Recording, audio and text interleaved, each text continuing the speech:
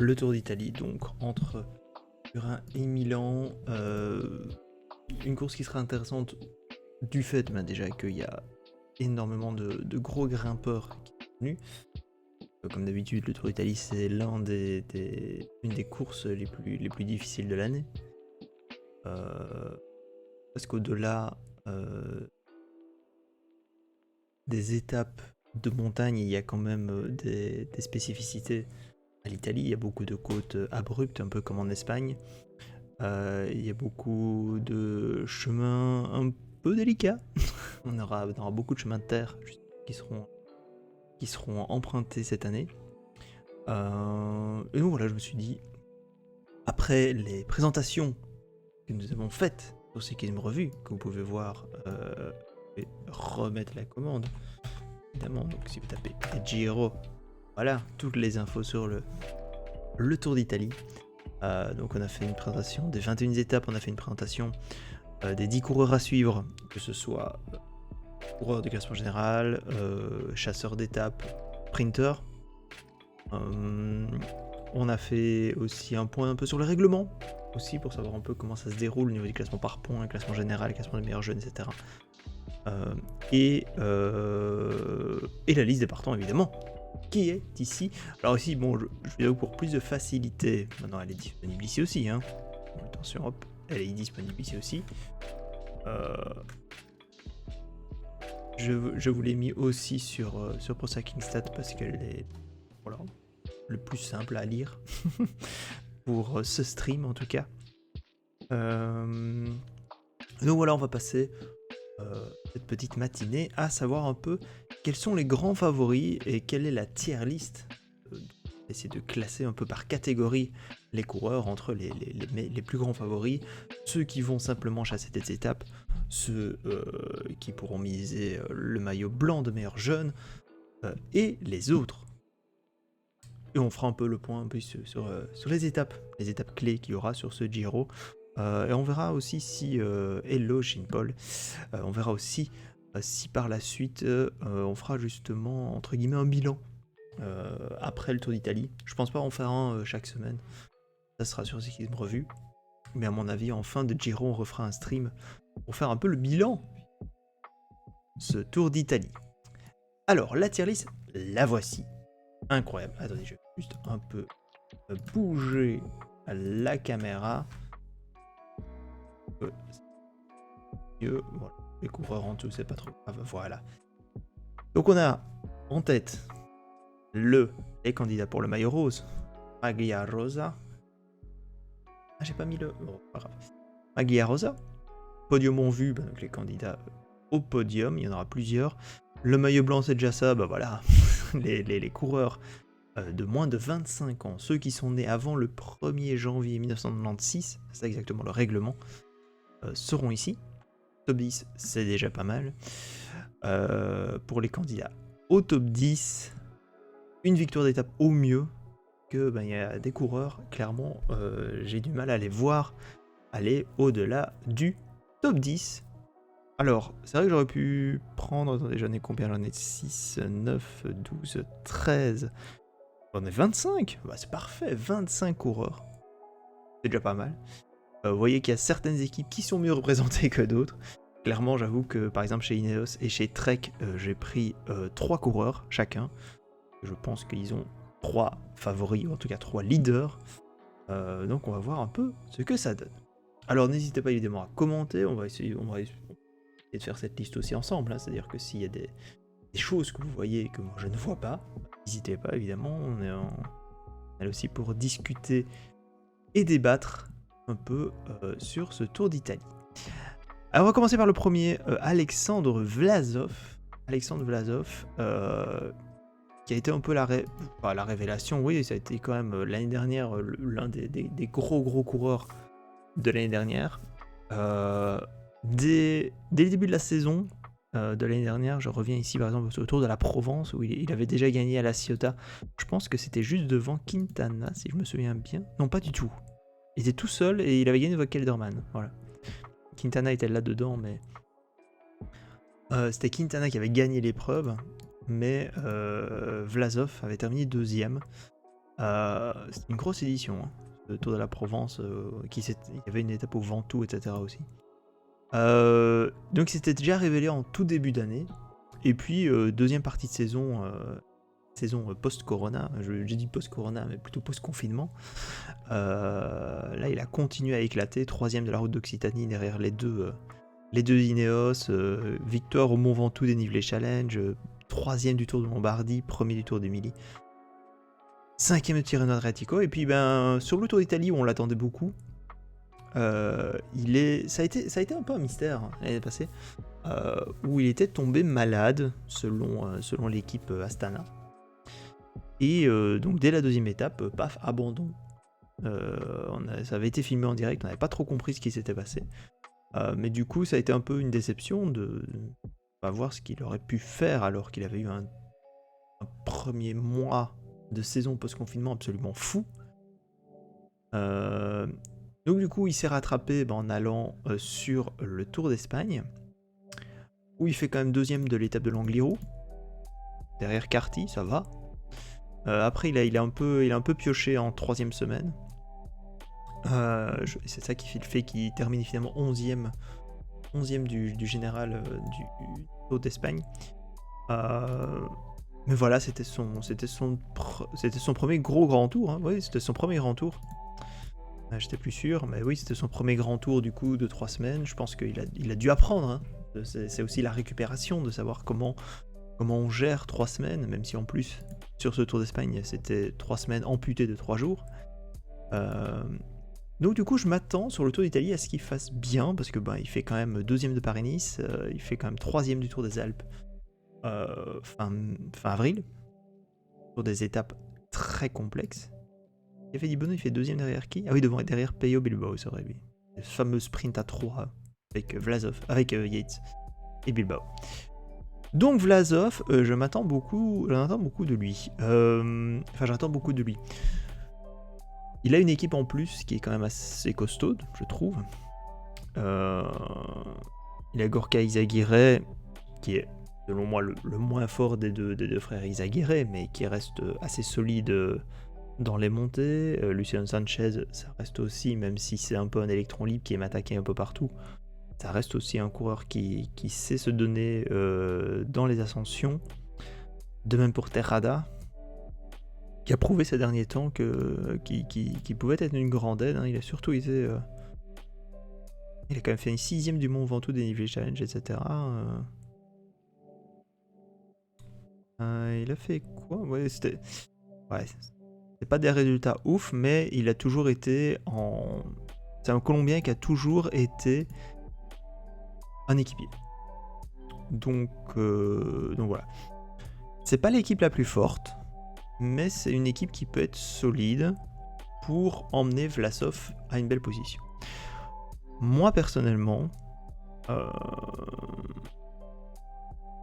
vu ses qualités, j'hésite vraiment à le mettre entre podium et maillot blanc. Peut-être podium, c'est peut-être un peu trop. On va le mettre dans maillot blanc. Le maillot blanc, c'est déjà ça, je pense, pour Alexander Vlasov. Je pourrais le mettre sur le podium, mais j'ai peur de la difficulté d'enchaîner la 3ème semaine. Parce que la 3ème semaine du Giro, c'est toujours la plus costaude. Hein. On va revenir un peu sur le programme qu'il y a.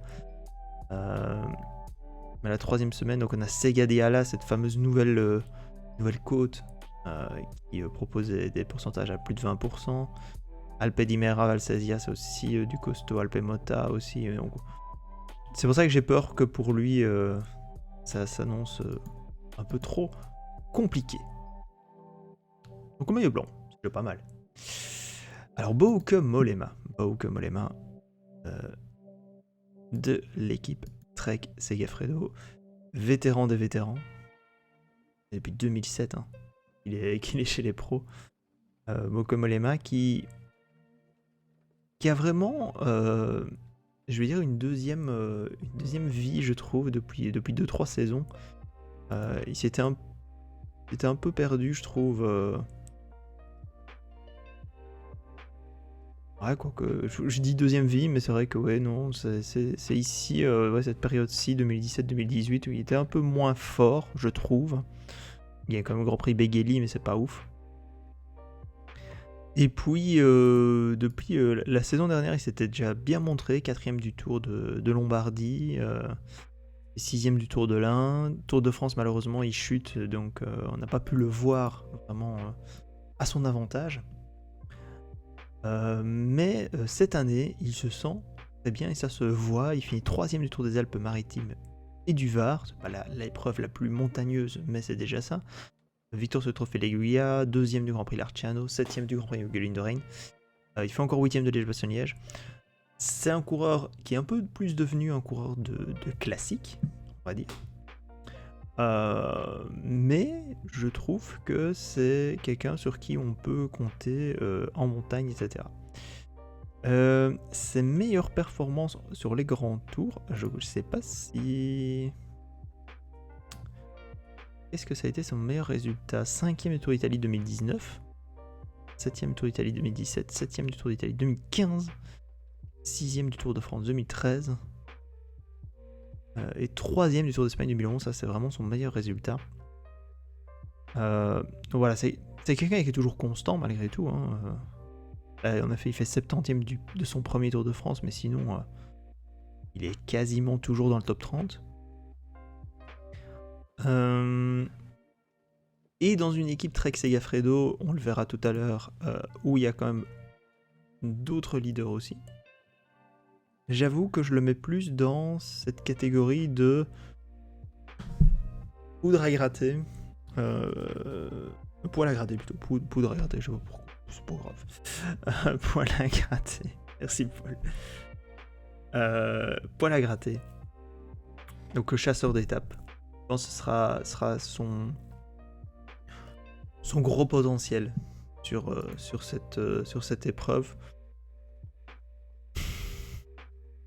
C'est pour ça que, enfin, c'est pas du tout honteux de le mettre dans la catégorie une victoire d'étape au mieux. Je pense que c'est vraiment le chasseur d'étape par excellence, quoi. Vraiment le coureur qui peut aller choper une étape de montagne quand on s'y attend pas trop. Donc, ouais, non, je pense que ça peut être pas mal pour lui. Alors, Daniel Martin. Dan Martin de l'équipe Israel Startup Nation qui a évidemment beaucoup d'attentes sur l'Irlandais. Certes, il a déjà 34 ans, pardon. 4 ans.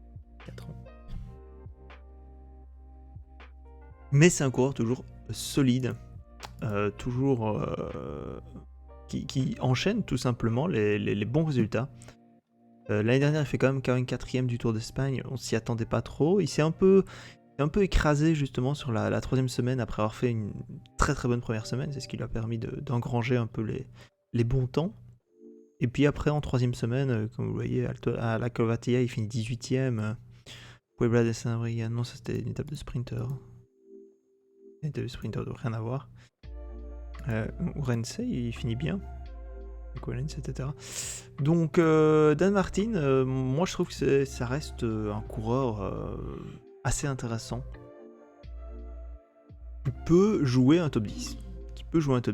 C'est le leader unique de son équipe. Une équipe qui est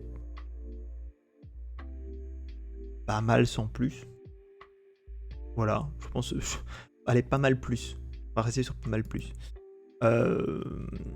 Patrick Bévin, Chris Neylands, des Marquis, c'est bien pour un peu emmener, on va dire, en montagne, mais on va dire que c'est pas non plus les plus grands protecteurs qu'on pourrait avoir dans les cols. Donc voilà. Je pense que ça peut être un bon top 10. Et surtout, ce qui est important, attendez, on va aller sur Twitter. Ce qui est le plus important, c'est l'équipe Israel Startup, hop, voilà. L'équipe a présenté un nouveau maillot. Alors bon, voilà, j'imagine que c'est plus commercial, hein, évidemment, pour un peu faire comme nos amis de IEF. Donc on verra ça tout à l'heure aussi, pour un peu marquer le coup. Les gars de chez EF, c'est aussi parce qu'ils ont un maillot rose et que c'est pour éviter de matcher les couleurs roses, comme Jumbo Visma aura un autre maillot que son traditionnel maillot jaune sur le Tour de France, pour éviter de matcher avec le maillot jaune de leader. Mais voilà. Un peu invisible cette année, Martin. Ouais, c'est vrai que dans sa préparation clairement de l'année, il a été très très discret. Il fait 3ème en effet de la 2ème étape, c'est l'étape que Simon Yates gagne, ouais c'est ça. Donc il s'est un peu plus montré sur le Tour des Alpes juste avant d'arriver, mais après, ouais, clairement, il fait quand même que 15ème à la fin, quoi, de ce Tour des Alpes. On l'a plus vu par la suite. Donc est-ce que il s'est montré invisible parce que il y a le Giro? C'est toujours un peu... J'aime pas forcément ce genre de réflexion, parce que j'imagine quand même que tu vas essayer de prester un maximum, même si tu te prépares. Mais voilà, moi je me dis que ça reste un gars solide pour un top 10. Un top 10. Je le vois pas podium et encore moins maillot rose. Et ce maillot, par contre, j'ai vu beaucoup de mal. Il sera reconnaissable, ça c'est clair. Mais je le trouve pas ouf. Comme je dis, je trouve. Oui. C'est pas des couleurs que j'aurais forcément. Mais bon, voilà. Pour moi, ça permet de changer un peu. IF, voilà, on le verra tout à l'heure. Ça permet un peu de changer, hein, on va dire, des habituelles couleurs bleu-blanc. Déjà, de toute façon, c'est mieux que le. Je n'aime pas du tout, par exemple, le maillot Israel Startup Nation de cette année. Le blanc et bleu comme ça, cette séparation très bizarre au milieu, mais bon. Il y a beaucoup de maillots qui sont pas ouf. Allez, top 10, c'est pas mal pour Dan Martin, je pense. Voilà. Je pense que c'est un bon objectif pour lui. Parce que chasseur d'étapes, c'est clairement pas un gars qui peut enchaîner les victoires sur les étapes. Malheureusement pour lui. Mais c'est pas un caractère offensif que j'imagine forcément au top. Alors on arrive chez les Ineos. Daniel Martinez. Alors, pour moi c'est un peu un... Comment dire? Un mystère. C'est le coureur que je n'imagine déjà pas forcément à l'arrivée chez Ineos Grenadiers. L'année dernière, il gagne le Dauphiné, il gagne une étape du Tour. Il a quand même enchaîné les très très grosses performances sur les courses par étapes qui demandent justement de très bonne qualité en montagne, autour de Californie, Paris-Nice, etc. Et il se retrouve chez Ineos à 25 ans à devoir faire le larbin pour Adam Yates, pour Egan Bernal, etc. Étrange trajectoire de carrière, je trouve. Mais voilà, ça c'est mon point de vue. Je sais pas ce que vous en pensez. Mais voilà, je l'imaginais vraiment pouvoir être un leader en puissance chez EF avec Hugh Carty, dont on parlera tout à l'heure. Surtout vu son âge, c'est surtout ça. Donc il pouvait encore progresser. Et là, il se retrouve un peu dans un rôle, en tout cas depuis le début de saison, parce qu'il n'a fait que 2 courses depuis le début de saison, dans un rôle vraiment d'équipier modèle, dans la montagne, vas-y, emmène le grand train, et laisse faire tes leaders derrière. Sur l'UAE Tour, il était d'une grande aide pour Adam Yates, avant malheureusement de chuter, donc c'est ça qui fait qu'il a été écarté pendant au moins 3 semaines, 1 mois des entraînements. Puis il a repris en stage, il est revenu au Tour des Alpes. Visiblement, il n'avait pas trop perdu de ses qualités, parce qu'il finit quand même 13ème du général, ce qui est pas mal. Donc il est en forme. Il est en forme. Maintenant, le problème, c'est qu'il est dans une équipe de mastodonte où il peut y avoir 3 leaders, où il y a quand même un leader qui se dégage, c'est Egan Bernal. Ça, c'est clair. Maintenant, on n'est pas à l'abri de, comme l'année dernière, le leader du Giro chez Ineos, c'était Geraint Thomas, qui a chuté à la 3e étape, qui a abandonné. Et c'est du coup Tao Geoghegan-Hart qui s'est retrouvé avec Rohan Dennis en tant que leader, et finalement Geoghegan-Hart a été emmené par Dennis, et on a vu ce qui s'est passé. Je sais pas si ça va arriver encore ici, mais Daniel Martinez n'est pas à l'abri de cela. Maintenant, clairement, je le vois plus comme un équipier modèle sur ce Giro. J'ai du mal à l'imaginer plus que ça. Il sera clairement le gars qui va emmener des bouts droits dans les hauts pourcentages. Et éventuellement, c'est pour ça que je vais le mettre plus bas ici en dessous. Éventuellement une victoire d'étape. Éventuellement. Qui me rend un peu triste pour lui, franchement. C'est vraiment un coureur que j'appréciais pour son esprit offensif, et même si Ineos Grenadier depuis la saison dernière essaye un peu d'évoluer dans sa manière de courir, j'ai un peu du mal à le voir plus haut que ça. De l'imaginer autre chose que simple équipier. Domenico Pozzovivo, le leader de l'équipe Qhubeka Assos. Alors, Pozzovivo, je crois que c'est son 16e Tour d'Italie, c'est possible. Ce sera son 15e Tour d'Italie. C'est vraiment le spécialiste de l'épreuve. 38 ans déjà. Ça commence à peser. Il s'est jamais vraiment remis de sa grosse chute qu'il avait eue à l'époque c'était sur le Tour d'Italie justement? Non, attendez. Il y avait une grosse chute, mais je ne sais plus où. Du coup maintenant j'oublie. Sur le Tour de France? Je sais plus. Non, c'est pas sur le Tour de France, je pense pas. Non. Bref. C'est le petit grimpeur qui apparaît de temps à autre dans une grande étape de montagne.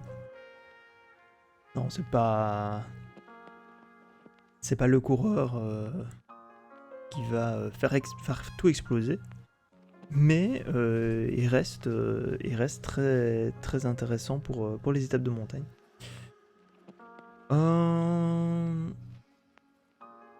Est-ce que je le mettrais quand même pour le top 10? L'année passée, il finit 11e. Il avait fait une bonne première semaine de course, et puis après, ça lui a pesé dans les jambes au fil des étapes. Possiblement top 10, mais... je mettrais plus dans une victoire d'étape au mieux, Pozzovivo. Il y a le poids des âges, il a 38 ans, même s'il est leader unique, même si il roule toujours très bien. Je le vois pas refaire comme il y a 3 ans, 5e du Giro, quoi. Clairement, ça devient trop pour lui. Surtout qu'il a une équipe. Il n'y a pas une équipe vraiment qui pourrait le protéger. Maintenant, tu me diras, Pozzovivo n'a pas forcément besoin d'être énormément protégé, mais c'est plus une équipe multitâche. Même plus de gros rouleurs. Hein. On a Campenarts, on a Lindemann, on a Walscheid, Wisniewski. C'est pas des purs grimpeurs, hein, clairement. Donc ouais, Pozzovivo, une étape au mieux, je pense aussi.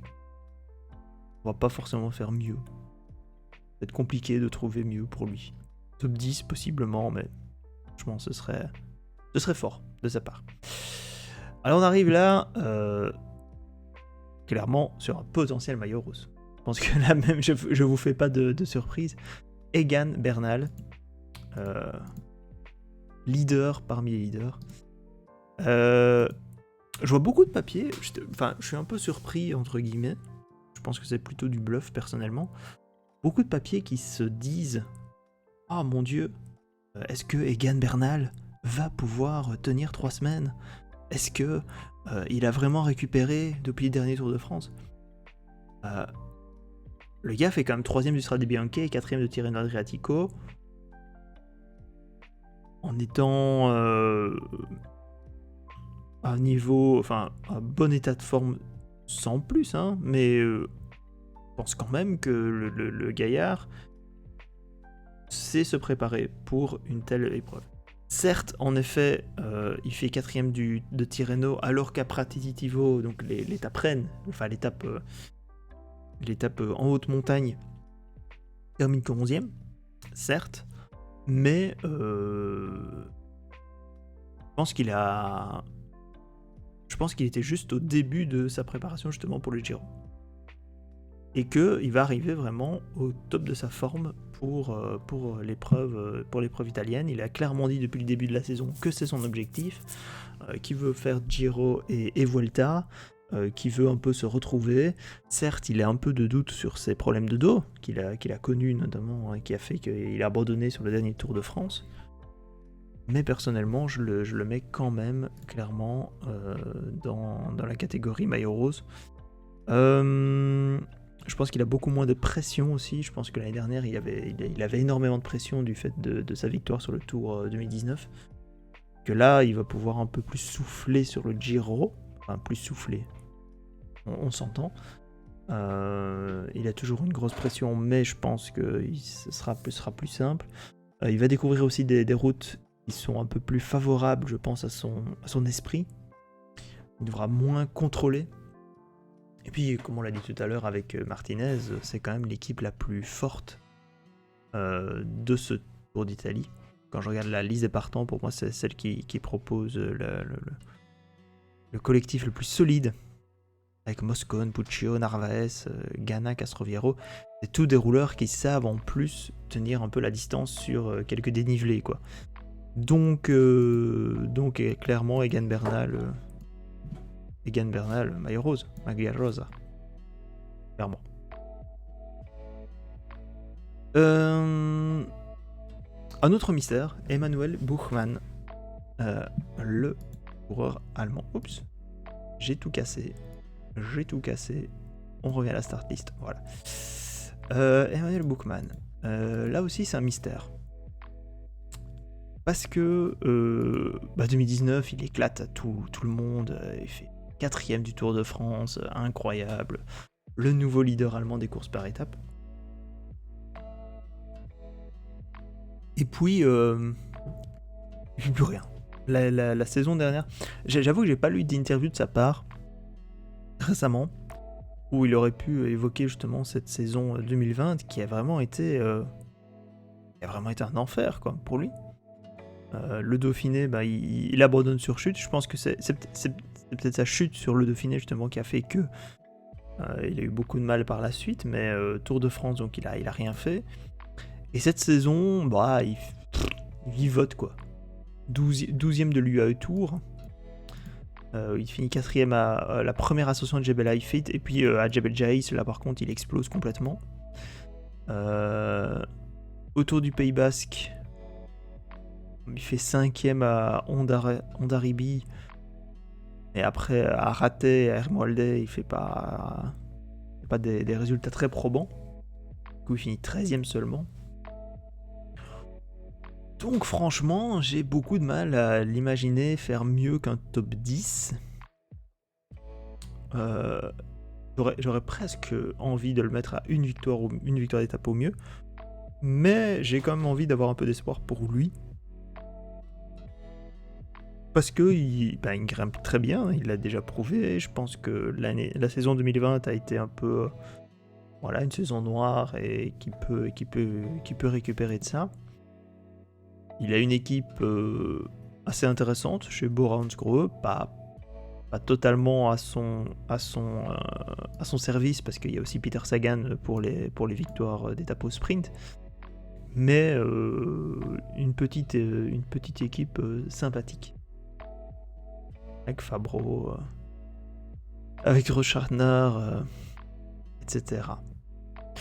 Donc on va le mettre dans le top 10, je pense. Voilà, Emanuel Buchmann, top 10, c'est déjà pas mal. Je pense que pour lui, ce serait une réussite de retrouver un top 10 de Grand Tour après sa saison 2020 très compliquée. Bon, on va continuer avec un autre de l'équipe Bora. Félix Großschartner. Là aussi, bah, c'est un grimpeur, de toute façon, il n'y a pas de doute. Il a prouvé sur le dernier Tour des Alpes où il a fait une fois deuxième et puis il a gagné la dernière étape en solitaire en partant dans la dernière côte sur le rive de Garde. Hein. Ouais, c'est ça, il est fini devant Nicolas Roche. Donc c'est aussi un coureur qui peut surprendre. Il avait gagné le Tour de Turquie en 2019. Il a tout de même terminé 9ème du Tour d'Espagne l'année passée. Donc ça peut être un co-leader intéressant avec Buchmann. Maintenant, clairement, entre les deux... Alors soit on pourrait se dire que Großschartner est en grande forme, donc comme il l'a prouvé sur le Tour des Alpes, et que donc il peut aller plus loin sur ce Tour d'Italie. Je pense quand même que Buchmann sera le leader pressenti, et que Großschartner sera là en backup, et tentera surtout des offensives sur les étapes de montagne. Donc personnellement, Großschartner, je vais le mettre dans une victoire d'étape au mieux. On sera déjà pas mal pour lui. Bon, on enchaîne les petits amis. On est bien. Encore merci. George Bennett. L'équipe Jumbo-Visma, cette année, on mise tout sur le Tour de France, clairement. Avec Primož Roglič. Donc du coup, sur le Tour d'Italie, on a un peu moins de gros leaders. Il n'empêche, on a surtout des gros rouleurs. On a Eduardo Affini, Jos van Emden, Paul Martens. Et on a le retour d'un sprinter qu'on n'a plus vu depuis 9 mois. C'est Dylan Groenewegen, qui, suite de terrible accident sur le Tour de Pologne, de sprint maudit avec Fabio Jakobsen. Jakobsen, lui, est déjà revenu il y a 1 mois sur le Tour de Turquie. Groenewegen, lui, sa suspension s'est terminée, se termine aujourd'hui, je pense. C'est ce vendredi. Et donc, du coup, il revient demain sur le Tour d'Italie. J'en attends pas grand-chose de sa part, parce que il a plus sprinté depuis lors, il a plus couru de courses depuis lors. Maintenant, j'imagine que ça doit lui faire du bien de retrouver aussi la route. Personnellement, je pense que ça aura été une grosse leçon pour lui. Et du coup, je pense pas qu'il refera des sprints comme il l'a fait en Pologne. Je l'espère, en tout cas, je croise les doigts, pour la sécurité de tous les coureurs. Mais du coup, revenons sur le classement général pour Jumbo-Visma. George Bennett, ça reste un bon coureur. Hein. C'est champion de Nouvelle-Zélande. Il a quand même récemment... Il a quand même fait 2ème Tour de Lombardie l'année passée, gagné le Tour du Piémont, etc. Je pense que c'est un gros coureur. Bizarre de le relancer ici, je trouve. Pour Groenewegen, ouais... À la base, en fait, je me souviens que les premières news, on avait eu droit justement à son programme et ils avaient dit oui, on va le relancer mi-mai sur le Tour de Hongrie, qui est déjà une course un peu plus aisée, on va dire, pour une reprise. Hein. C'est que 5 jours, avec des étapes de plaine où il aurait pu justement un peu être tranquille. Le relancer sur le Tour d'Italie, c'est sûr que ça va être compliqué. Où il y a un peu plus de nervosité en plus. Mais aussi, quand on voit la liste des sprinters qui sont là sur ce Tour d'Italie, finalement, il n'y a pas énormément de grosses stars, je veux dire. Viviani, Ewan, Sagan, je pense que ça va être toujours ces 3-là qui vont être mis un peu en avant. Allez, Merlier, un peu. Mais du coup, je pense qu'il y aura de toute façon... c'est le grand tour où tu peux tenter justement ce genre de relance. Mais je suis d'accord, je pense clairement pas que Groenewegen va gagner une étape sur ce Giro. S'il le fait, ce serait assez énorme. Donc pour Bennett, sur les grands tours, je me souviens pas qu'il ait fait d'énormes... Non, c'est pas ça que je veux, c'est les grands tours. Il a fait énormément de résultats probants, il a fait que 2 top 10 sur les grands tours, 8ème du Tour d'Italie 2018, 10ème du Tour d'Espagne. Maintenant c'est sûr que quand il est arrivé chez Lotto Jumbo et puis chez Jumbo Visma, c'était pas forcément le coureur leader par excellence. Il a toujours été l'équipier modèle dans la montagne. Là, on lui donne enfin la possibilité d'être un leader. J'avoue que j'ai du mal à l'imaginer dans le top 10. Justement pour ce qu'on a montré justement sur l'historique des grands tours, et puis pour l'équipe qui est présente avec lui. J'ai vraiment du mal à l'imaginer mieux qu'une victoire d'étape ou un top 20. Mais ça s'annonce compliqué pour un tel coureur. Il est certes bon grimpeur, mais qui sur 3 semaines, on l'a pas forcément vu. Et puis les résultats de cette année parlent pas forcément en sa faveur. Certes, championnat de Nouvelle-Zélande, il a été au top. Mais après, Paris-Nice 30ème, où il a dû aider Roglic, hein, on est d'accord. Tour de Catalogne, même chose, il doit aider Roglic et du coup, il est tombé en plus malade. Donc voilà, on n'a pas de grosses références pour lui cette année, donc victoire d'étape au mieux. Alors, deuxième leader, je vais prendre un petit coup. Deuxième leader de l'équipe Trek Segafredo, Giulio Ciccone. Alors pour moi, lui, ça peut être pas forcément la révélation, je peux peut-être un peu exagérer avec ça, mais ça peut être le coureur qui peut exploser justement cette année sur le Tour d'Italie. Il a connu le Covid, il a connu les chutes l'année passée. Je pense qu'il arrive cette année bien plus motivé et qu'il peut tenter quelque chose d'intéressant sur le Tour d'Italie, surtout vu ce qui s'est passé avec Nibali, on y reviendra tout à l'heure. Mais voilà, c'est Giulio Ciccone, c'est un esprit offensif, c'est quelqu'un qui aime attaquer, qui aime la montagne. Il a déjà remporté le maillot de meilleur grimpeur du Tour d'Italie, donc il y a 2 ans. Donc moi je le vois bien, justement, même s'il n'a pas des références dingues cette année, j'ai envie d'y croire en une surprise. Et de l'imaginer sur le top 10. Ça peut se discuter, en effet. Mais je pense clairement que c'est le coureur de chez Trek qui peut faire le meilleur résultat. De par ses compétences. Le problème pour lui, ce qu'il a comme gros souci, on va dire, c'est que malheureusement, pour les contre-la-montre, c'est pas ouf. Donc, heureusement, il y en a que 2 sur ce Giro.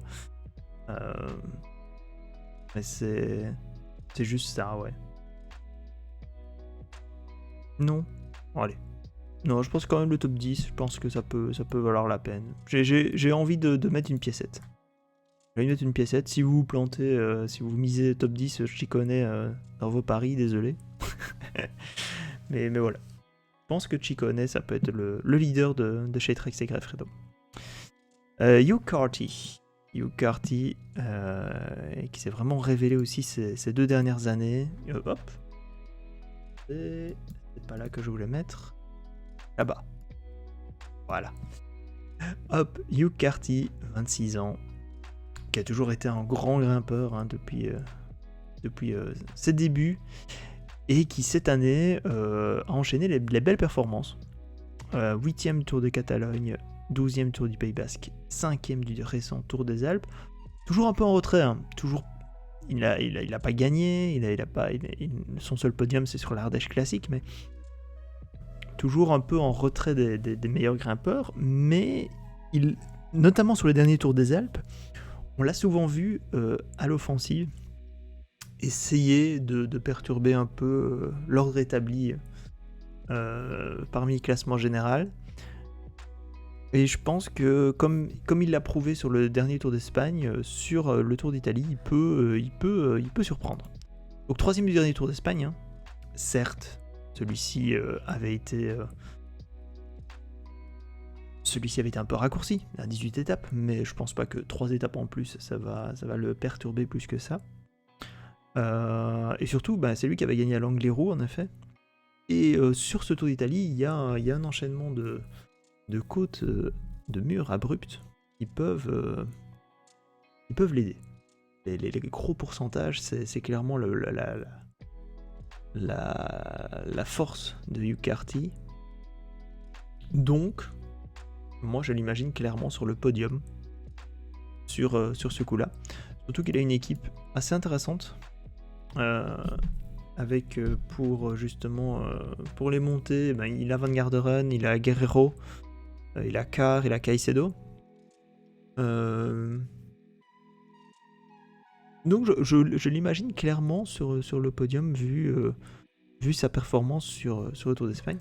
Il va faire la même chose que pour Israël, hein. Donc, voilà, vous allez voir donc et le maillot de l'équipe EF qui est bien différent de celui de l'année dernière. Celui de l'année dernière avec le fameux canard de Palace, de cette marque de skateboard. Ici, il n'y a pas de partenariat annoncé, juste un maillot un peu plus différent avec des couleurs surprenantes, mais moi j'aime beaucoup. Je trouve qu'il est vraiment très classe. On dirait presque un tableau. Donc franchement, je trouve qu'il donne très bien le maillot EF Nippo. Et donc du coup Hugh Carty, oui, Hugh Carty c'est podium. Clairement podium. Alors on arrive sur le podium de l'année dernière avec Jay Hindley. Jay Hindley, ça reste un peu aussi un mystère. Malheureusement pour lui, j'arrive pas. C'est assez dramatique. J'arrive même pas à l'imaginer qu'il a pu terminer 2ème l'année dernière. Il a eu une superbe fin de Tour d'Italie. Il a vraiment été très costaud, l'Australien. Et je sais pas. C'est quelque chose. J'ai pas réussi à comprendre comment il s'était retrouvé. Maillot rose au départ de la dernière étape, etc. Mais voilà, écoutez, c'est très fort de sa part.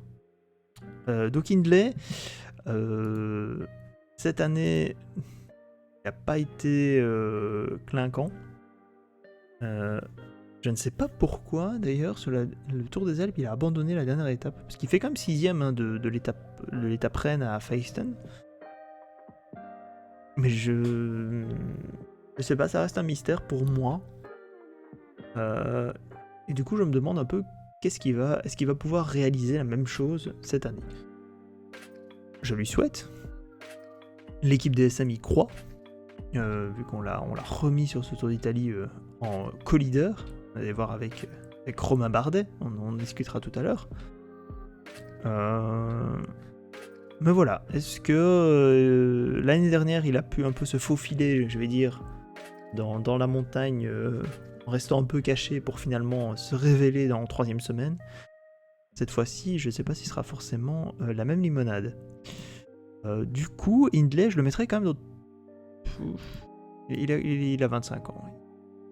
Il a 25 ans. Je mettrais bien maillot blanc, allez, avec Vlasov.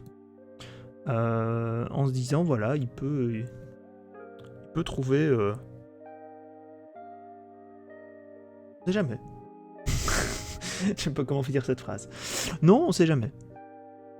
Mais personnellement, j'arrive pas à être convaincu d'un tel coureur. Je sais pas pourquoi. Alors on arrive à Jan Hirt, le grimpeur tchèque de l'équipe Intermarché ou Antigobert, toujours sans victoire cette année. Hop, c'est pas Intermarché que je voulais, c'est Jan Hirt, voilà. toujours sans victoire cette année, donc ça commence à peser pour cette formation. Jean-François Bourlard, donc le manager d'Intermarché, qui répète que voilà, c'est une année de transition. Et c'est vrai, c'est une année de transition pour une équipe qui a eu sa licence World Tour assez tardivement, je vais dire. Donc du coup, ils ont dû un peu prendre ce qu'il y avait sur le marché, avec un budget qui n'a pas forcément augmenté énormément. Certes, il y a eu un nouveau sponsor principal. C'est pas non plus ce sponsor qui a permis d'eux. En plus, la préparation de Hirt a été perturbée au Tour de Romandie où il a chuté sur l'étape Rennes, Vertillon 2000. Et cette année, clairement, il n'a pas encore eu de résultats probants. Du coup, même s'il a déjà terminé... un top 10 de Grand Tour, non, le top 12. Ouais, voilà, 12ème de son premier Tour d'Italie. Depuis lors, c'était pas ouf. Non, il a toujours été... il a pas toujours bénéficié d'un statut de pur leader comme il l'a été ici. Mais du coup, j'ai du mal à imaginer mieux qu'une victoire d'étape. Là-dessus, je pense qu'à Intermarché, ils doivent se concentrer là-dessus. Pas du tout imaginer un classement général, parce que ça servira à rien. Bon, l'équipe est dans le World Tour, donc il faut pouvoir avancer là-dessus. Donc Jan Hirt sera juste une victoire d'étape. Je pense aussi que Quinten Hermans peut viser une victoire d'étape. Il a clairement montré qu'il était en grande forme. Hein. Il fait quand même...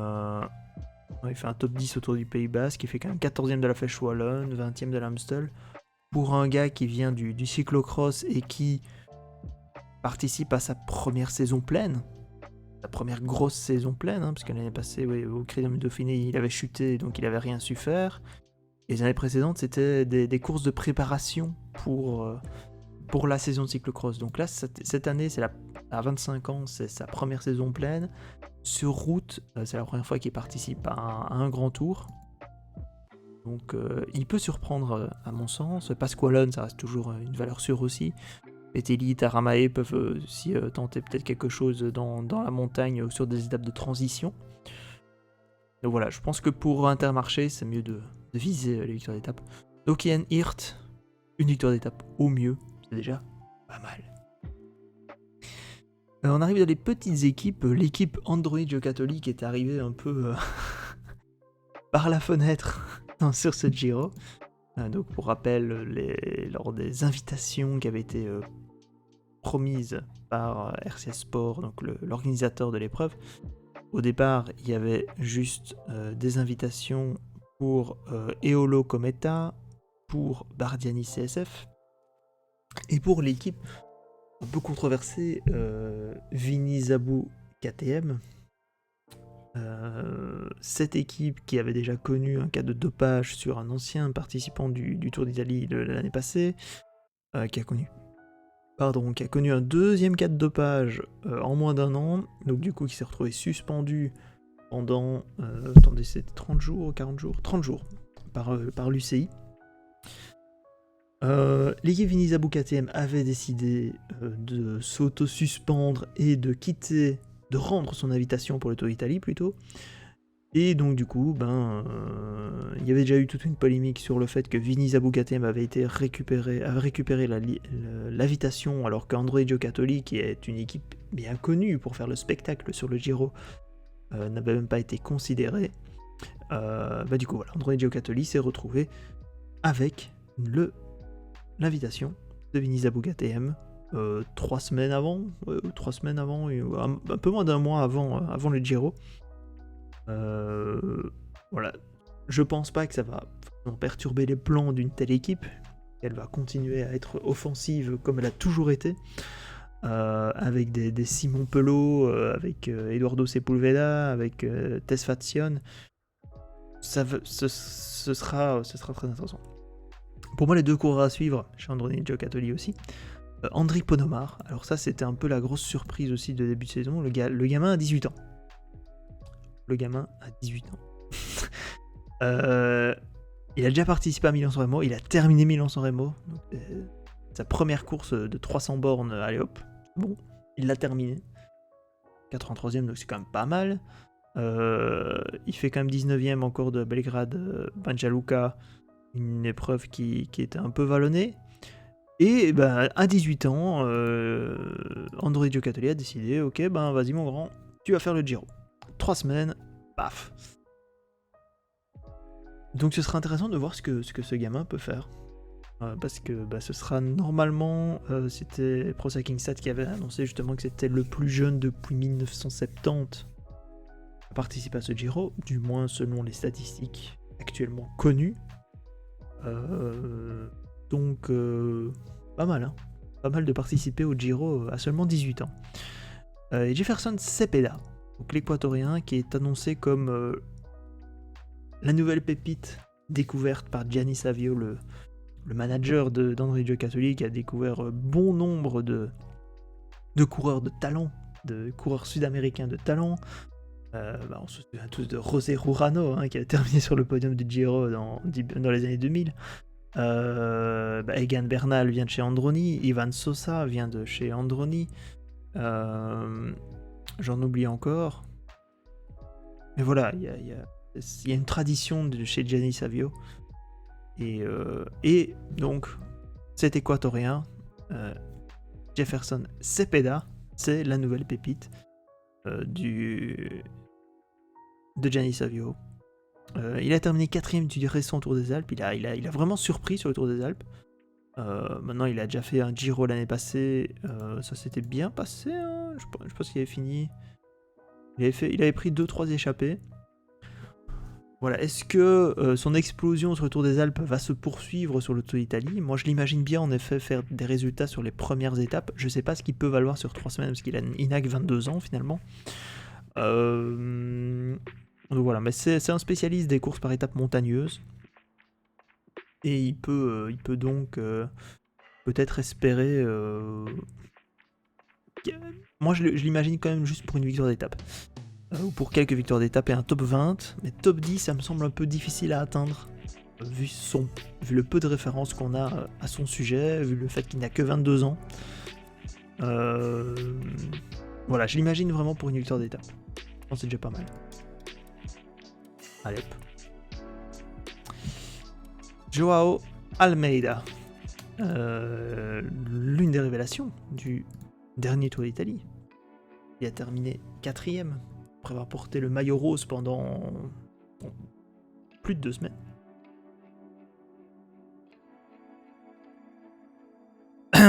Pardon.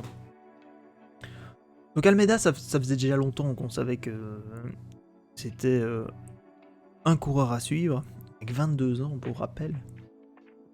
Je crois que c'est ça qu'on oublie beaucoup sur certains favoris, c'est à quel point ils sont jeunes. Almeida n'a que 22 ans, c'est déjà sa 2e saison au World Tour. Il a été formé chez Axel Merckx, chez Hagens Bermans Axeon. L'ancien vainqueur de Liège-Bastogne-Liège Espoir a toujours brillé sur les courses par étapes un peu vallonnées, montagneuses. Cette année encore, il fait quand même 6ème de Tirreno, il fait 7ème du Tour de Catalogne. Je pense que ça place une performance. 3ème de l'UAE Tour.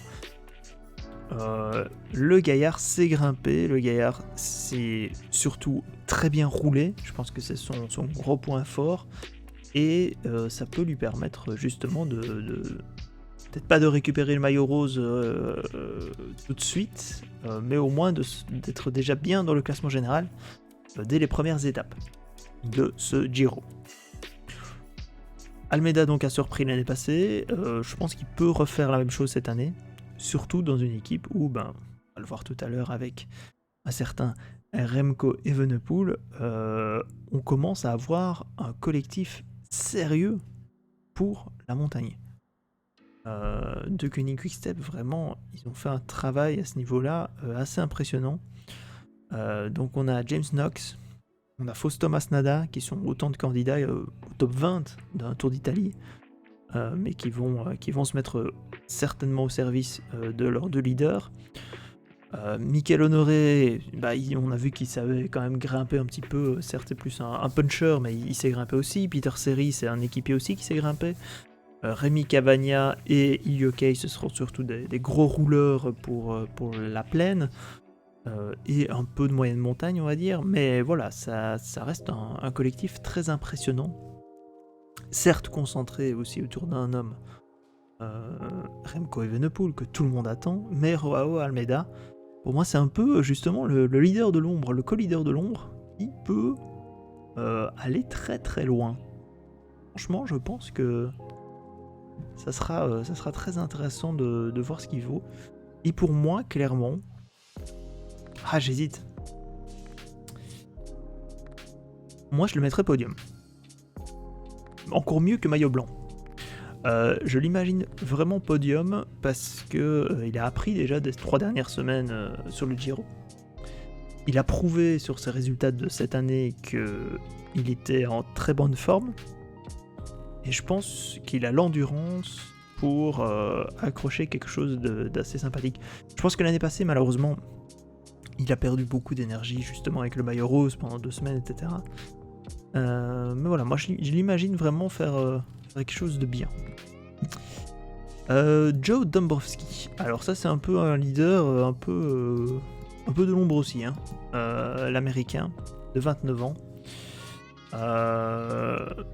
Qui a jamais vraiment confirmé ses prédispositions pour la montagne. Ça a toujours été un bon coureur, sans plus. 12e du Tour d'Italie 2019, mais sinon il n'a jamais fait de résultats probants sur les grands tours. Après il était dans une équipe Cannondale EF, qui n'avait pas forcément cette culture extrêmement proéminente pour les grands tours, à l'époque où il y était. Pourtant c'est un très très bon grimpeur, mais voilà, ça n'a jamais été le grand leader qu'il a pu prétendre être. Non, peut-être plutôt nous, les observateurs, l'avons mis à une place qu'il n'a jamais pu confirmer. C'est plutôt ça. Parce qu'il a quand même gagné le Tour d'Italie Espoir à l'époque. Il y a bientôt 10 ans maintenant. Et depuis lors, voilà, il vivote. 17ème du Tour des Alpes ici. C'était pas ouf. L'année passée sur le Tour d'Italie, il fait pas non plus de gros résultats. Voilà, moi je l'ai mis comme leader du AE parce que je pense pas que... Le problème c'est que Formolo et Ulysses sont des punchers qui peuvent enchaîner les étapes. Clairement ils peuvent gagner beaucoup d'étapes sur ce Tour d'Italie. Enfin, vu leur qualité. Valerio Conti c'est un bon grimpeur mais c'est pas non plus un leader en puissance. Dombrowski me semblait être le leader le plus intéressant pour cette équipe UAE qui envoie une équipe plus offensive. Donc comme je disais, avec Formolo, avec Ulissi, avec Gaviria et Molano pour les sprints. Donc Dombrowski, je le vois pour une victoire, quoi. Une victoire d'étape au mieux. Je le vois pas sur le top 10. Pas avec ce qu'il a montré. Marc Soler, après ce qu'il a montré sur le dernier tour de Romandie, qu'est-ce qu'on peut en attendre ? Je sais pas. J'ai plus de... Attendez. Lancer. Le problème de Marc Soler, c'est que c'est vraiment... il est vraiment inégal, quoi. Depuis, il y a eu sa grande victoire sur Paris-Nice qu'il a un peu révélé au grand public en 2018. Depuis lors, c'est les montagnes russes. 9ème du Tour d'Espagne, de ce fameux Tour d'Espagne où il avait envoyé chier sa voiture lors de l'étape d'Andorre, où il devait attendre Nairo Quintana.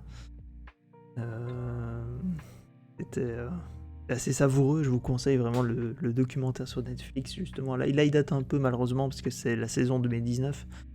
Le documentaire sur Netflix sur l'équipe Movistar, sur cette saison 2019 de l'équipe Movistar, et un peu les grosses tensions qu'il y a entre Soler, entre Valverde, entre Quintana et Enric Mas, qui venait d'arriver. Donc ça, c'est savoureux. Cette équipe est très étonnante. C'est une équipe qui ne semble pas avoir d'esprit collectif bien marqué. Quand on voit chez De Koning Quick-Step ou chez Ineos Grenadiers, on sait sur qui on mise. Sur tel jour, on vise tel coureur. Même si ce n'est pas le leader désigné en début de course, on se rend bien compte de la stratégie qui est mise en place. Chez Movistar, c'est très compliqué de savoir ça. Et du coup, ça donne des tactiques collectives toujours un peu surprenantes. Mais du coup, Marc Soler, il a un peu, il a montré sur le Tour de Romandie qu'il montait en gamme. Il remporte donc cette étape d'Estavayer, l'étape de Tillon 2000, donc l'étape Rennes. Il fait 9ème, mais il a clairement très bien limité la casse. Sur une étape très compliquée avec la pluie et la grêle, etc. Et le froid. Donc moi, je l'imagine bien. J'imagine bien faire un top 10 quand même. Je pense que pour une fois, il se retrouve dans une équipe où il est leader unique. C'est clair. Et pour une fois, il n'y a pas d'autre coureur qui peut a priori, hein, on sait jamais avec Movistar. Et a priori, il n'y a pas d'autre coureur qui peut le... Non, je pense que ce sera Marc Soler qui sera le leader. Parce que Rubio, Pedrero, non, voilà, je pense pas que ce sont des bons petits grimpeurs, mais sans plus. Et Jorgensen, j'attends un peu de voir ce qu'il peut donner, ce petit gamin de 21 ans. Ça, c'est vrai qu'il a fini 8ème de Paris-Nice, c'est vrai que j'avais oublié qu'il avait fait une très bonne édition de Paris-Nice. 8ème, le grimpeur américain. Donc ça peut être aussi une révélation, mais en tout cas un coureur qui peut aider Marc Soler dans les montées. Donc top 10.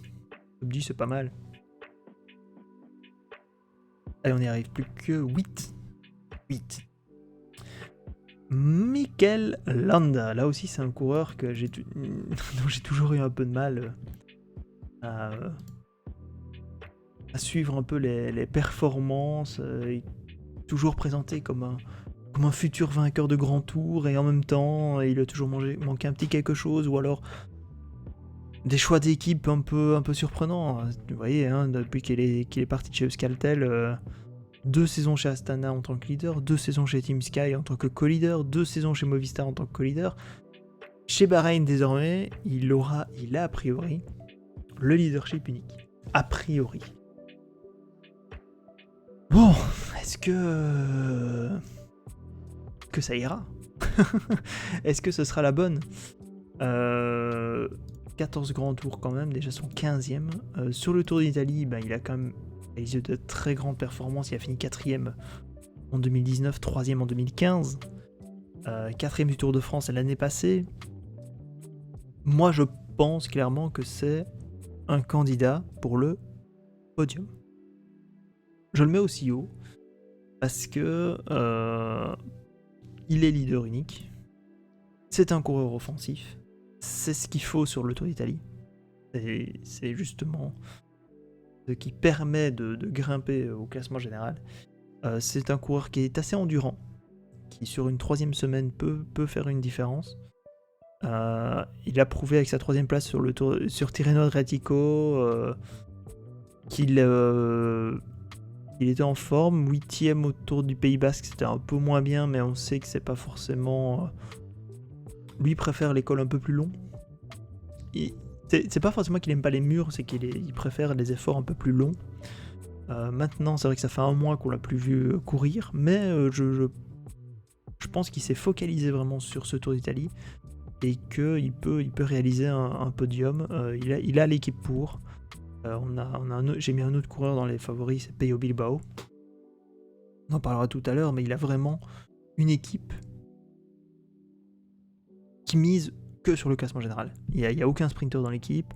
Voilà, on a Mohoric, on a Valls, on a Caruso, surtout Caruso qui est vraiment un coureur d'expérience. Il peut mener Landa vers les sommets. Tratnik, Madère et Arashiro pour la plaine et les étapes de moyenne montagne, c'est quand même du solide aussi. Donc pour une fois, je pense que Mikel Landa peut... pour une fois, non, il a déjà fait un podium, donc je pense qu'il peut refaire un podium sur le Tour d'Italie. J'ai du mal à l'imaginer plus haut, vu notamment ses qualités sur le contre-la-montre, mais sait-on jamais. Pavel Sivakov, le 3e leader d'Ineos Grenadier qu'on est en train de classer. Pavel Sivakov, ça a été aussi un peu le coureur qu'on a rapidement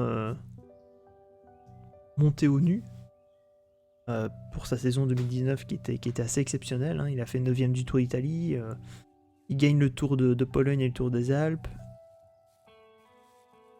Et l'année dernière, il fait encore 2e de la Route d'Occitanie, c'est ça hein 2e de la Route d'Occitanie. Oui, c'est ça, 2e de la Route d'Occitanie. 11e du Dauphiné. Puis finalement, sur le Tour de France, on l'a directement mis sur le Tour de France, mais il s'est retrouvé un peu comme... pas comme Egan Bernal, parce que je pense pas qu'il avait forcément des douleurs de dos, mais il s'est retrouvé un peu en retrait. À devoir jouer les attaquants, et visiblement il a un peu souffert sur ces 3 semaines. Du coup, je ne sais pas ce qu'il peut réaliser cette année. Je pense que c'est un bon co-leader avec Bernal, en tout cas un joker. Justement, le coureur qui peut, un peu comme Georg Gegenhardt l'année passée, peut récupérer la balle au bond et se muer en leader s'il se passe quelque chose de... S'il se passe quelque chose de mauvais pour l'équipe. On va dire ça comme ça. Autour des Alpes, il a quand même été très très fort. Il fait 2e derrière Yates à Phaeton. Il finit 6e au général. Donc je pense qu'il est arrivé en bonne condition. Il n'a que 23 ans pour rappel. Au niveau contre-la-montre, il sait se démerder. C'est pas non plus c'est pas son point fort, c'est vraiment la montagne qui lui permet d'obtenir de grands résultats. Donc moi je le mettrais pour le maillot blanc. Pour le maillot blanc, avec même la possibilité de viser le top 5 s'il se sent très très très fort. Mais je pense que pour le maillot blanc, ce sera déjà pas mal. De toute façon, il sera avec Bernal, hein, je pense, durant toutes les étapes de haute montagne. Mais voilà, ce que je vois pour lui. Pello Bilbao.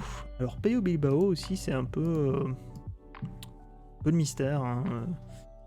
C'est un coureur qui a toujours été là sans être forcément bien visible à l'écran. Ça a toujours été un coureur qui restait un peu en retrait. Et pourtant qui enchaîne des gros résultats depuis 2 saisons. 5e du Tour d'Italie l'année passée. Sur le Tour des Alpes, il fait très fort à Pieve di Bono. Il finit 2e du général. Tour du Pays Basque, il finit 6e. Donc on voit qu'il monte en gamme. C'est pour moi un coureur qui peut viser le top 10 sans problème, même en étant équipier de Mikel Landa, qui est le gros leader de Bahreïn. Ça c'est clair. Mais je pense qu'il peut accompagner Landa très longtemps. C'est aussi un coureur qui peut être offensif. Donc pour moi c'est le top 10. Pour moi c'est le top 10 de ce Tour d'Italie. Il a toutes les qualités pour. C'est vrai que dans l'année passée, il était leader unique de Bahreïn, hein, je pense. Attendez, je regarde juste Bahreïn. L'année passée, il était leader unique avec Bernsteiner, parce que Bernsteiner a été quand même assez bon pendant tout un moment, et puis finalement non. Mais là, avec l'équipe que Bahreïn emmène, je pense qu'il peut viser un top 10 sans problème. Accompagner en tout cas Landa le plus longtemps possible, et espérer mieux, si jamais. Mais voilà, top 10 c'est pas mal. C'est pas mal. On arrive au gros morceau. On arrive au gros morceau de cette tier list. Notre ami Remco. Remco Evenepoel. J'ai le soupir. Oui, bah oui, Remco, c'est compliqué. C'est compliqué parce que je trouve qu'on met tellement de pression sur ce gamin, c'est incroyable.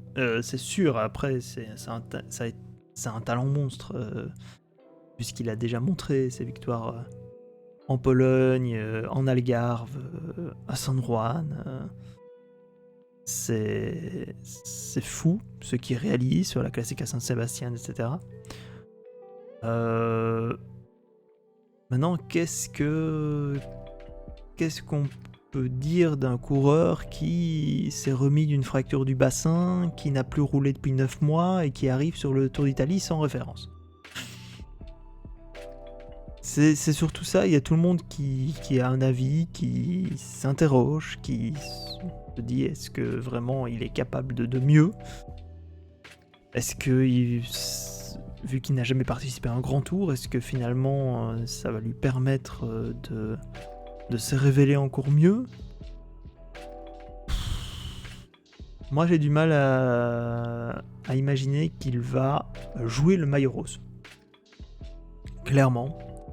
Certes, c'est un très grand rouleur, donc il va certainement... Pour moi, sur les contre-la-montre, il va être au top. Même malgré sa fracture du bassin. Je pense qu'il s'est entraîné comme jamais pour revenir à son meilleur niveau, et donc ça, pour sa préparation, je n'en doute pas. On sait plutôt l'endurance, où je me posais question, et savoir ce qu'il peut... ce qu'il peut réaliser sur 3 semaines. Il a la chance d'avoir une équipe justement assez solide pour l'accompagner, d'avoir Almeida comme co-leader pour récupérer entre guillemets la pression, si jamais. Mais voilà, le seul problème c'est qu'il sera scruté partout, tout le temps, que ce soit par les médias ou même par les coureurs eux-mêmes. Mais voilà. Donc Remco, moi je le mettrais pour le maillot blanc. Je pense que c'est encore le plus... Je pense qu'il peut accrocher un top 10. Pardon. Voire mieux. S'il reste endurant. Après... Voilà. Je sais pas quoi dire sur un gars dont on n'a aucune référence, quoi. C'est compliqué pour lui, et ce sera compliqué pour nous aussi de savoir est-ce qu'il va vraiment bien. On verra ça dès le premier contre-la-montre et dès la première étape de montagne de ce Giro. Contre-la-montre, c'est le contre-la-montre inauguré à Turin. En plus, il est très court, donc ça permettra d'avoir... Ça permettra de connaître un peu ses références. Puis après, la première étape de montagne, c'est Sestola. Non, je suis pas sûr. Attendez. Chercher les 21 étapes. C'est plus simple. Ça charge ? Oui, pardon. Ça plantait un peu. Là, c'est une étape de sprinter. Canale, non. Oui, Sestola, voilà. La première étape de montagne, je pense que Sestola sera le premier test. Surtout qu'en plus, c'est un gros mur pour terminer le collet Passarino. Je pense que ce sera le premier gros test, savoir comment ça se déroule. Mais le maillot blanc, c'est déjà pas mal. Romain Bardet. Alors, dans le genre leader qui est passé sous le radar, je pense que Romain Bardet, c'est vraiment une référence cette saison. Donc passer d'AG2R, sa famille, pour passer chez DSM, c'était l'un des transferts un peu surprenants de la saison dernière, enfin de l'hiver dernier. Et visiblement ça lui réussit. Parce qu'il fait quand même 8ème de Tirreno, il fait 9ème du Tour des Alpes. Chaque fois, comme je disais, en passant sous le radar, vraiment, j'ai quasiment pas entendu parler de lui. Il avait annoncé je ne fais pas le Tour de France cette année, mon objectif c'est le Giro. Il fera Giro Vuelta. Ce sera la première fois qu'il fait le Giro. Et pour moi, ça peut faire le même effet que pour Thibaut Pinot quand il est arrivé sur le Tour d'Italie. Et donc je pense clairement qu'il peut viser le top 10. Et même, j'ai envie de le mettre sur le podium. Parce que c'est vraiment le type de coureur qui devrait avoir des références sur ce Tour d'Italie. Ce serait l'idéal pour lui. Il y a toutes les montagnes qu'il apprécie. Il y a cette course offensive qu'il apprécie. Il n'y a que 2 contre-la-montre qui sont pas si longs et qui donc peuvent lui permettre de pas perdre trop de temps. On va dire ça comme ça. Pour moi, ouais. Romain Bardet, j'ai envie de le mettre sur le podium, vu ses résultats en plus de ces derniers temps.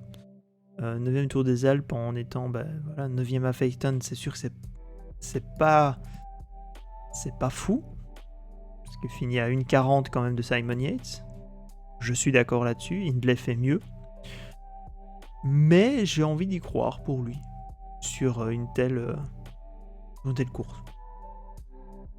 C'est peut-être mettre un peu trop d'espoir en Romain Bardet, mais je trouve que c'est une possibilité pour lui. Simon Yates, vainqueur du Tour des Alpes il y a pas longtemps, il y a 2 semaines, il arriverait. Simon Yates, donc le Britannique qui a fait du Tour d'Italie son grand objectif de ce début de saison. Ça s'est traduit par 10ème de Tirreno, 9ème de la Catalogne, où il était un peu plus discret, et sa grande victoire au Tour des Alpes après avoir enchaîné, je crois que c'est plus de 20 km en solitaire sur l'étape Rennes vers Phaeton. Il fait 3ème encore à Pieve di Bono, justement dans cette fameuse descente très dangereuse. Et puis ce sprint face à Vlasov et Bilbao. Il a une équipe assez solide, je trouve. Bike Exchange, rien que Nieve et Kangert comme coureurs expérimentés pour la montagne, ça c'est déjà très très bon. Et puis Schultz, Juliensen, ce sont des coureurs qui peuvent bien aider en moyenne montagne. Meyer, Scottson et Hepburn, c'est un peu plus des rouleurs, mais après voilà, ça peut suffire. Hein. Ça peut suffire, sauf en 3ème semaine. C'est ça que je m'inquiète un peu plus pour la 3ème semaine, où là ça va être vraiment des grosses étapes de montagne. Et si Simon Yates se retrouve rapidement en rose, il va rapidement devoir gérer tout seul, entre guillemets, ce type de course. Mais Simon Yates, clairement, c'est un maillot rose en puissance. C'est un maillot rose en puissance.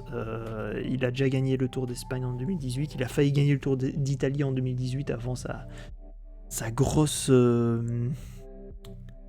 fringale sur cette fameuse étape où Chris Froome est parti pour un solo de 70 bornes. Donc je pense qu'on peut le mettre pour moi en tête. En plus, il a plus Adam avec lui, son frère jumeau. Mais pour moi, maillot rose en plein. Clairement. Tobias Foss, je l'avais rajouté un peu en dernière minute, le Norvégien. Mais parce que malgré tout, c'est un jeune grimpeur dont on ne parle pas beaucoup, mais qui quand même avait impressionné quand il avait gagné le Tour de l'Avenir, il y a 2 ans, et qui a déjà fait un Giro. Je sais plus combien il avait fini. Il avait dû abandonner. Mais oui, Il avait dû abandonner l'année passée parce que l'équipe avait tout simplement disparu du Giro au bout de la première journée de repos à cause de tests PCR positifs au sein de l'équipe. C'était Kruijswijk avait été très triste d'avoir dû quitter le Giro alors qu'il était dans le top 10. Mais voilà, du coup, Tobias Foss, 23 ans seulement, il va participer donc à son deuxième grand tour avec l'espoir d'enfin réaliser une grosse performance sur 3 semaines. C'est un très gros rouleur, très bon coureur de contre-la-montre. Il sait grimper aussi, malgré tout. Enfin, sait grimper, c'est-à-dire que c'est un gars qui peut tenir la distance en montagne, mais c'est pas forcément celui qui va attaquer directement. Malgré tout, ben voilà, il finit quand même 15e de Tirreno Adriatico en début d'année. Tour du Pays Basque, ça a été plus compliqué, mais il a surtout dû rouler pour Roglic et Vingegaard en plus. Ici, ben, il se retrouve avec Bennett, mais je me dis que ça peut lui permettre de se révéler, justement. Il se retrouve un peu, pas co-leader, mais en joker de l'équipe Jumbo-Visma pour la montagne. Donc je trouve que c'est un coureur qui peut viser une victoire d'étape et un top 20. Un top 20 pour ce premier grand tour terminé, je pense que ce serait déjà pas mal pour le coureur de Jumbo.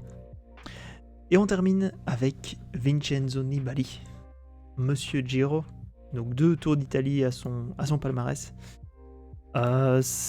Déjà, entre guillemets, avant sa participation à ce Tour d'Italie, c'était, je peux pas dire que c'était un peu mystère, mais il a quand même 36 ans déjà. Certes, il continue de montrer des belles performances en montagne, sur les courses par étapes. Mais pour son 10e Tour d'Italie, est-ce qu'il a l'air vraiment réussir à faire aussi bien qu'il y a 4 ans, 5 ans, attendez, 2016, voilà, donc il y a 5 ans, parce qu'il avait gagné son 2e Giro. J'ai du mal à l'imaginer vraiment concourir pour le maillot rose. Bon, c'est vraiment très compliqué pour lui. Et en plus, bah, du coup, voilà, ça ajoute en plus. Il s'est retrouvé, il a chuté à l'entraînement voici 3 semaines et il s'est fracturé le poignet. Il a seulement confirmé sa participation en début de semaine. Après, il a vraiment documenté sa rééducation sur les réseaux sociaux pour essayer d'un peu de rassurer les supporters italiens qui n'ont déjà pas beaucoup entre guillemets de leaders à soutenir sur le Giro. Du coup, Nibali, qui est quand même le dernier coureur italien de grand tour qui a quand même enchaîné les grands tours, hein, quand même les victoires sur les grands tours. Voilà pour qu'est-ce que le requin de Messine pouvait faire pour être prêt à temps. Donc, il a reçu le feu vert pour participer au Giro. Maintenant, est-ce que ça va lui permettre de jouer une place au classement général? J'ai franchement des doutes. Avec un poignet tout juste guéri, et encore, pas forcément guéri, c'est juste que ils ont trouvé une position plus ou moins faisable pour lui permettre de participer, de prendre le départ. Mais sinon, ça va être compliqué. Donc du coup, pour Vincenzo Nibali, je pense que malheureusement pour lui, je vais le mettre dans une victoire d'étape au mieux. En top 10. Non, je vais mettre une victoire d'étape au mieux. Je pense vraiment que Ciccone sera le leader par défaut de l'équipe Trek Segafredo pour un top 10. Et que Mollema et Nibali seront là pour gérer. Ouais, je pense que ce sera ça. Et ben voilà, on a fini cette tier list. Merci à vous. On a fini cette tier list. Donc maillot rose, Egan Bernal et Simon Yates. Je pense que c'est les deux gros favoris, ça, il n'y a pas de souci là-dessus. Podium en vue, Hugh Carty, Joao Almeida, Mikel Landa et Romain Bardet. Le maillot blanc, c'est déjà ça. Le classement de meilleur jeune et donc une place possiblement dans le top 5. Alexandre Vlasov, Jay Hindley, Pavel Sivakov et Remco Evenepoel malgré tout. Top 10 c'est déjà pas mal pour Dan Martin, Emmanuel Buchmann, Giulio Ciccone, Marc Soler et Peyo Bilbao. Une victoire d'étape au mieux pour Bauke Mollema, Daniel Martinez, Domenico Pozzovivo, X Cross Schartner, George Bennett, Jan Hirt, Jefferson Cepeda, Joe Dombrowski, Tobias Foss et Vincenzo Nibali. On va sauver quand même. Attendez. Giro 2000. Les favoris du Giro 2021. Et on la download. Et on la save. Voilà. Voilà. Et on va la partager sur Twitter. Et voici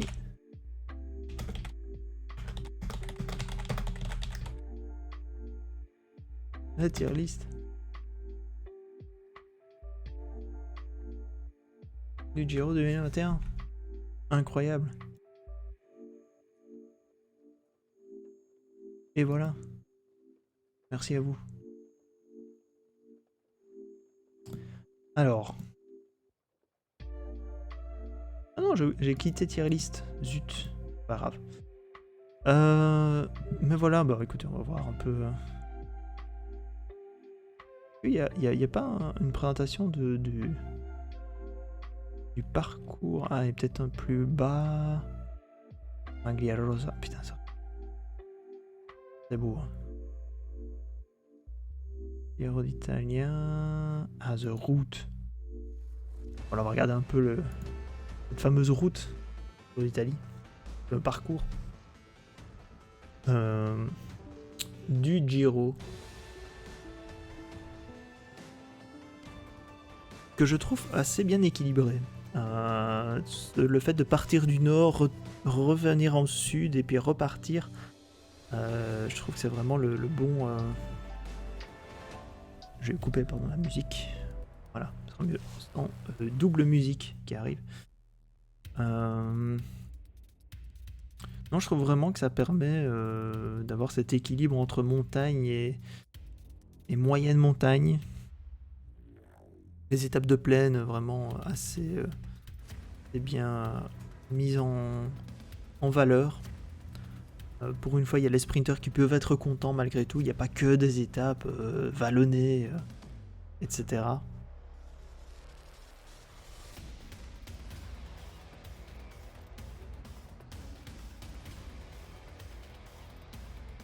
Biella c'est mis comme 3 étoiles malgré tout, alors que bon, certes il y a quelques petites côtes, mais c'est pas non plus c'est Canale, pardon. Il y a la Canale. Je trouve que cette étape, voilà, vers la 4ème étape est déjà plus complexe. Oh bon. Parce que là on arrive vraiment au sommet de Sestola.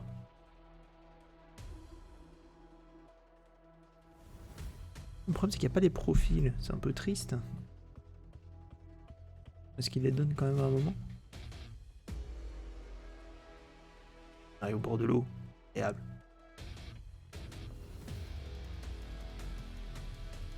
Il n'y a pas les trucs. Attendez, bon, non, attendez. On va prendre plutôt comme ça, hein, parce que si la vidéo ne montre pas les profils, c'est un peu nul. Donc voilà, Sestola, donc comme je vous disais, je pense que ça c'est la première étape. C'est la 4ème étape. Je pense que c'est la première journée qui sera vraiment décisive pour le classement général. Avec le collet Passerino. Vous voyez que ça s'enchaîne en fait. C'est vrai que ça m'étonnait qu'ils mettaient que 3 étoiles, mais bon. Ça s'enchaîne vraiment au fur et à mesure de la journée. Bon, je sais pas combien de mètres de dénivelé il est mis. Il n'y en a pas, non. Voilà, les 100 derniers kilomètres, vraiment, ça n'arrête pas de grimper. Ça, c'est une étape pour sprinter à Cattolica. Première grosse arrivée au sommet à Ascoli. Une étape un peu particulière, hein, avec ce double col finalement en début d'épreuve. Puis après, ce sera vraiment une course de côte sur Ascoli. Est-ce que ce sera la première étape de montagne, deuxième, voilà. Toujours un peu, dans un grand tour, hein, c'est souvent la première étape de montagne qui est un peu particulière, qui donne des courses un peu surprenantes.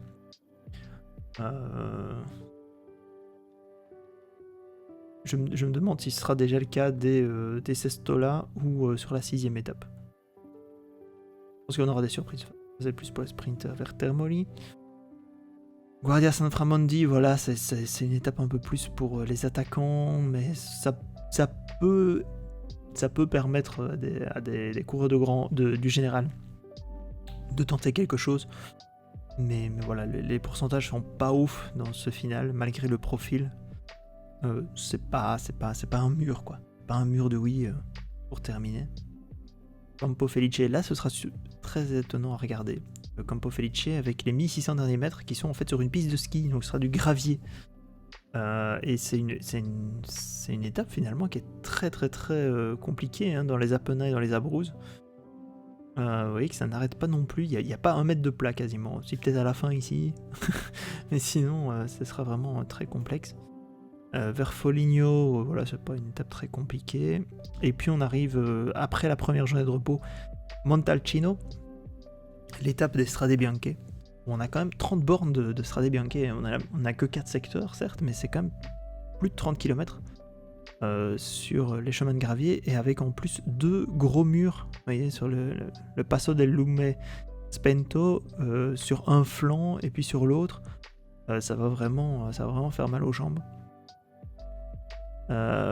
L'étape de Bagno di Romagna sera aussi, ça c'est vraiment idéal pour les attaquants, ce type d'étape.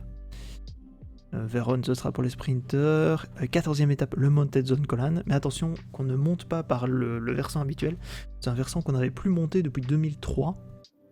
Donc c'est un versant un peu plus simple, entre guillemets. C'est surtout, en fait, les 3 derniers kilomètres sont à plus de 13% de moyenne, voilà. Dont 500 mètres à plus de 20%. C'est vraiment la toute fin qui est vraiment plus complexe. Au début, ça reste à du 8-9%, 7-8-9%. Et puis après, c'est vraiment très raide. La 15e étape, c'est une étape un peu pour puncher et attaquant en Slovénie. Et puis Cortina d'Ampezzo, 200 bornes, mais regardez-moi ça, quel enfer. Je sais pas si ça c'est vraiment le type d'étape du Giro. On ne sait pas si elle aura lieu. C'est vraiment le type d'étape justement fin mai où malheureusement la neige est toujours un peu présente. Et quand on est à plus de 2000 mètres comme ça, sur 3 cols consécutifs, il y a toujours un risque qu'il y ait une déviation ou une annulation. Donc le programme s'annonce très alléchant. Je pensais plus de 4000 mètres de 5500 mètres de dénivelé sur la seule journée. Mais malgré tout, j'attendrai avant de savoir si l'étape aura lieu dans les conditions prévues. Deuxième journée de repos, et puis l'étape de Sega di Ala, qui est vraiment un enfer aussi. C'est un peu comme un Zoncolan. C'est plus de 10% quasiment tout le temps. C'est vraiment un enfer. Beaucoup de passages à 20%. C'est une épreuve. C'est une montée qui avait déjà été arpentée sur le Tour du Trentin à l'époque, l'ancien Tour des Alpes, et qui avait déjà fait honneur à la réputation montagneuse de l'épreuve. L'épreuve de Stradella ici qui est un peu vallonnée dans le final, qui peut surprendre les sprinters. Et puis les 2 dernières étapes de montagne, l'Alpe di Mera aussi, là aussi plus de 9% encore sur cette montée, ça peut faire mal. les 5 derniers kilomètres à plus de 10%. Voilà, vous voyez que c'est vraiment compliqué. Et Alpemota, la dernière étape de montagne, donc ouais, avec plus de 2000 mètres encore. Le Passo San Bernardino et le Passo della Spluga, ce seront des images magnifiques parce que franchement les deux montées sont magistrales. Surtout le Passo di Spluga, c'est un peu comme le Stelvio, beaucoup de... Ah zut, comment on dit, de virages à 180 degrés. Voilà, c'est ça que je voulais dire. Donc c'est vraiment une très belle région. Et ce sera très cool comme finale. Avant donc le contre-la-montre finale de Milan, totalement plat. Pas beaucoup de virages au début, mais après vous voyez que c'est une longue ligne droite jusqu'à la Piazza del Duomo, place du Dôme, où ce sera l'arrivée dans 3 semaines. Donc voilà, on verra demain ce que ça donne, hein, le Giro. Mais moi j'aime beaucoup le programme qui est annoncé. On va faire une petite pause ici. Merci déjà pour tous ceux qui m'ont aidé à faire cette tier list.